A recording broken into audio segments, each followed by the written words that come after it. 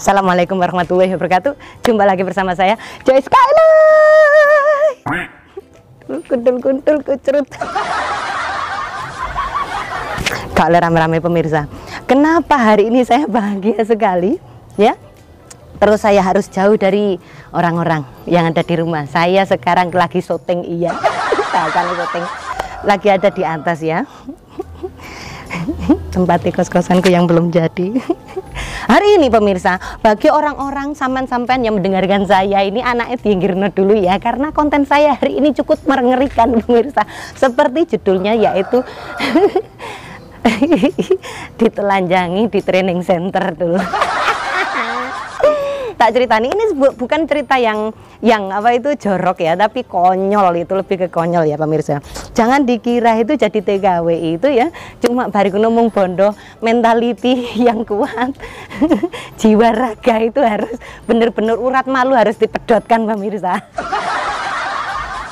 Tak cerita nih sesuatu yang lucu. Aku udah lama nggak cerita yang lucu pemirsa.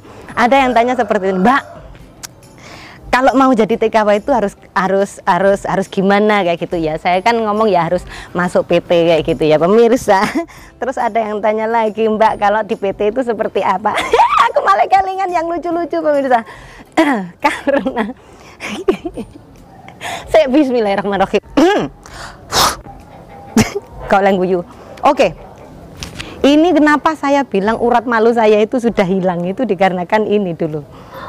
Di saat itu saya masuk PT pada tahun berapa? 2003 insya Allah. 2003 atau 2005 ya, aku lupa dulu. Sampean 2005 dulu. Saya mau posisi saya mau ke apa? Ke Singapura ya. Terus saya itu masih kecil, usia saya itu masih belia banget, yaitu 15 tahun. Udah mau injek-injek 16 tahun. Di saat itu pula saya sangat dikagetkan. Di saat saya mau masuk PT, saya tidak diterima. Dikarenakan saya masih underage, masih di bawah umur sekali. Dan tujuan saya itu di Singapura. Tujuan saya di Singapura yaitu bahwa masuk PT ke Singapura. Maksud saya masuk ke Singapura itu nggak boleh di usia di bawah 21 tahun. Bayangkan, saya di saat itu masih umur anggap saja 15-16 kayak gitu. Saya masih kurang 5 tahun lagi pemirsa. Di saat itu saya tidak diperbolehkan ke Hong Kong untuk saat itu. Karena posisinya entah mau hari raya Cina, jadi nunggunya agak lama. So, aku bersikeras ke mana itu? Ke Singapura. Masuklah kita ke PT, tapi sebelum ke PT, zaman dulu masih ada PL ya. Yaitu ada suatu tempat, kayak tempatnya itu agak besar ya, itu untuk penampungan calon TKW, belum sampai PJTKE ya. Jadi kita itu di sana itu diurusi segala surat-suratnya. Saya mau jujur sama kalian ya, surat-surat saya palsukan semua. Dikarenakan saya umur 15 tahun, KTP saja nggak punya pemirsa ya, apalagi yang apa ijazah. Saya nggak punya ijazah, hitung-hitungan saya itu lulusan SD ya kan, nggak mungkin saya lulusan SD tak kasih no, nggak mungkin. Kemudian di saat itu saya menunggu proses yaitu tembakan, di mana saya itu surat-suratnya dipalsukan semua. Nah, disitulah saya dimasukkan penampungan, bukan training center. Untuk sementara ini penampungan terlebih dahulu, yaitu DPL ya, yang membawa kita mau ke PJTKE, DPL-nya situ. Di situ saya dikagetkan, ternyata banyak sekali wanita-wanita yang lajang di sana. Maksudnya itu ya calon TKW kayak gitu ya kan. Di sana itu ada sekitar 30 orang lebih. Dan ya apa Mbak kamari? Nggak ada kamar. Kita itu seperti tempat yang luas, terus banyak apa itu ranjang, oh boleh ngarani amben ya. Ambennya itu banyak sekali. Terus di saat itu atas bawah. Ada yang di lantai, terus tidurnya itu wes koyok anggapan pindang kayak gitu ya, seperti itu. Kececeran. Yang saya masih ingat sekali itu di saat itu bukan suatu hal yang mengagetkan di situ ya kan. Sing luwih mengagetkan lagi di saat saya mau masuk kamar mandi. Disitulah saya pas waktu itu masih ingat karena sore-sore mau maghrib ya kayak gitu kan. Saya masuk kamar mandi, ternyata nggak ada kamar mandinya dulu. Tempatnya itu seperti tempat lebar, ada kerannya, kayak wong di Indonesia itu tempatnya cuci baju ono bake kayak gitu loh ya kan. Di situ banyak sekali bak-bak merah kayak gitu kan ya. Itu orang itu temlecer semuanya itu pada telanjang tuh. Ya mandinya itu sekitarnya ada 20 orang. Masya Allah, aku bilang kayak gitu, telanjang semua Dul. Iya kan, aku kaget. Aku seumur-umur nggak pernah aku mandi sama emak saya. Itu pun aku umur berapa itu, umur 7 tahun 6 tahun. Di saat itu aku pisah sama emak saya itu umur 7 tahun itu saja udah nggak pernah mandi bareng kayak gitu. Jadi sampai sekian aku mulai dewasa lihat orang telanjang jadi agak grogi gimana dulu ya kan, malu jelas. Terus kemudian saya ditanyain, Mbak cepetan mandi nanti keburu isya soalnya nggak ada lampunya. Peteng dedet Dul. Aku kan takut ya, kalau saya nuruti malu Dul, bisa-bisa habis isya jam 8 jam 9 itu belum mandi saya. Karena nggak mungkin saya mandi sendirian di situ, terlalu banyak orang. Ada yang cuci pakaian, ada yang kosok-kosokan ya. Ada yang terus piket nyuci-nyuci piring. Jadi nggak ada kosongnya kamar mandi itu. Ya kan? Ya bukan kamar mandi, wis dihitung-hitung wis kayak los kayak gitu ya Dul ya. Setelah itu mau nggak mau Dul, aku kan ke sana cuma bawa baju kerja 3, baju keluar 3. Jadi seperti itu pemirsa. Nggak tahu di Singapura kan nggak ada musim dingin ya, jadi agak mendingan. Dan anduk saya itu cuma bisa menutupi sini doang. Nggak mini gitu Rek. Nah, karena saya nggak punya apa itu koper, jadinya saya pakai tas biasa, tas ransel kayak gitu. Setelah itu pemirsa, aku dengan kendredekan saya, ya. Saya masuk di situ pemirsa, aku mandi kok tendredeg piye, malu. Ada pokoknya segala pantat saya itu tahu ya, ada yang burek ya. Ada yang celeng. Ada yang putih dan ada juga yang jembrawut. Masya Allah, itu pertama kalinya aku itu lihat pemirsa. Jadinya aku lah pikir-pikir kudu guyu. Tapi pertama awal-awalnya pemirsa, kita mandi itu seperti ini. Ya, gocean ya. Setelah cukup 1 minggu di sana pemirsa, aku gak ngurus buang ae mlaku. Jadi atus gemberajak iya, kosokan. Jadi seperti itu ya Allah, aku masih ingat tadi situ lah. Mau nggak mau itu harus telanjang di depan orang banyak. Disitulah saya merasa urat malu saya hilang semua dulu. Di saat itu saya kan masih agak gundul-gundul gimana, jadinya lucu dilihatin sama orang-orang. Dok, kamu umur berapa kok belum keluar? Ya Allah ya Karim, aku bagi teman-teman saya yang dulu itu pernah sama saya, nama saya Ula ya, pasti tahu mereka. Cuman saya sampai sekarang ada beberapa orang yang tahu kabarnya dan ada beberapa orang yang nggak tahu. Saya ucapkan banyak terima kasih bagi kalian yang dulu pernah kenal saya dan care banget sama saya, dikarenakan saya di situ paling kecil sendiri ya. Thank you banget ya, saya itu di care banget ya, karena saya kan ya nggak tahu gimana kerja di luar negeri, terus nyetrika pun salah kayak gitu ya. Jadi thank you banget Mbak Iya, bagi teman-teman saya yang sudah lebih dewasa daripada saya dan sampean sudah care sama saya, thank you banget ya, ngajarin saya banyak hal banget ya. Terus kemudian yang kedua yang saya masih ingat juga, dimana kita pas waktu medikal mau masuk PT pemirsa. Nah di situ kan saya alhamdulillah surat-surat sudah lengkap semua, terus aku ke PT. Masuk ke PT situ saya di medikal. Medikal itu apa? Cek body. Cek body itu apa? Meliputi keseluruhan pemirsa. Ya, darahnya diambil. Ya, ini orang susternya yang ngambil darah kita itu seakan-akan orang nggak punya otak, bener. Kalau kayak gitu ya, ditujep iku saenake udele. Sakitnya minta ampun sampai ke dalam. Ya, orang terus pelan-pelan dijepiti gini, kayak enggak, itu enggak usah dijepiti, langsung jurus kayak gitu. Mbok, jerit-jerit saya di sana. Bener, diambil darahnya saya enak dewi. Setelah itu habis diambil darahnya pemirsa, langsung saya digiring ke kamar. Ada di situ sekitar itu 10 orang pemirsa. Ditelanjangin ternyata dulu. telanjang lagi dulu. Iya. Di situ saya tuh nggak boleh pakai pakaian. Saya kira nggak usah pakai pakaian, mau mandi di sini lagi apa gitu kan ya. Ternyata enggak. Ini dilepas bagian atas, tinggal segitiga doang. Nah, di situ apa yang kita lakukan mesti berdirinya seperti ini toh. Oke pemirsa, di situ tidak diperbolehkan tangannya harus diangkat ke atas, red. Nah, tangannya itu di atas kayak gini. Dengan enaknya itu ya wis suster untung perempuan. Ya mungkin nggak mungkin bagi Indonesia laki-laki semua meriksa ya. Jadi tangan itu di atas itu pemirsa, terus bareng kita disepa. Anggap saja spa dulu, anggap saja spa, pijet gratis dulu, dipijeti dari atas ke bawah muter, entul.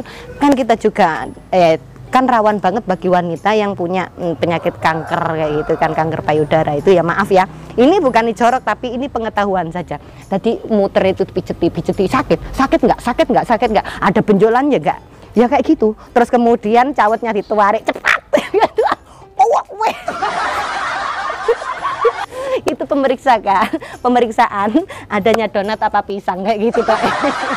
Takutnya kan, soalnya kan banyak sekali di PT itu juga anak tomboy kayak gitu. Dulu saya bukan tomboy, dulu itu saya itu rambutnya itu seperti potongan tempe ya, kotak tak menduan bahasa Cilacapnya, seperti itu pemirsa ya. Jadi banyak sekali cerita-cerita lucu di PT di saat itu. Cuman mungkin bagi saya lucu pemirsa, tapi nggak semua orang menganggap itu lucu, dikarenakan ya saya kan masih mikir keluarga, family kayak gitu kan, untuk mencari sesuatu hal yang baru atau mencari agar future aku lebih bagus lagi kayak gitu kan ya. Tapi bagi orang-orang yang asli ingin jadi TKW itu bukan orangnya seperti saya terus pengen yang penting kerja, bukan. Mereka mesti ada punya keinginan bahwa mereka ingin merubah hidup, nasib anaknya, nasib keluarganya, itu pasti sekali pemirsa ya. Jadi pokoknya gak karu-karuan lah intinya ya. Jadi menurut aku hebat banget TKW yang udah punya anak terus masih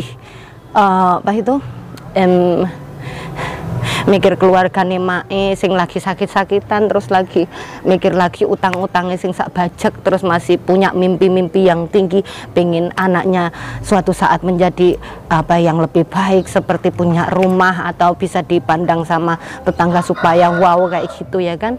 Thank you banget bagi TKW strong, tetap semangat ya. Cuman bagi mbak-mbak yang masih pengen saja ya, pengen jadi TKW kayak gitu, lebih baik saman mikir lagi kayak gitu kan ya. Soalnya kemarin itu juga aku baru dicurhatin sama orang, aku nggak mau nyebutin siapa, dan beliau itu sudah ada di Hong Kong. Beliau di karantina 21 hari di Hong Kong di hotel. Nangis saya curhat, mbak aku kayak gini, aku keingat anakku, keingat sini situ. Aku sebagai orang yang pernah merasakan hal seperti itu pengen nangis, bener, karena aku juga merasakan hal yang sama seperti kamu, tapi mungkin aku nggak sekuat kamu, karena aku dulu mikirin sama orang tua kayak gitu ya kan, sama family. Tapi kamu itu orang yang sangat kuat sekali, sih mikir anakmu, mikir utang-utangmu, mikir orang tuamu, mikir masa depanmu, mikir seabrek sampai endas nih ngeluh kayak gitu ya. Apalagi kalian di PT itu bener-bener namanya Panadol itu seperti permen. Ndas ini sudah jeblok rek pemirsa, dari pagi sampai sore, terus ke pagi lagi, sore lagi, setiap hari harus ngapalno ini ngapalno itu ya.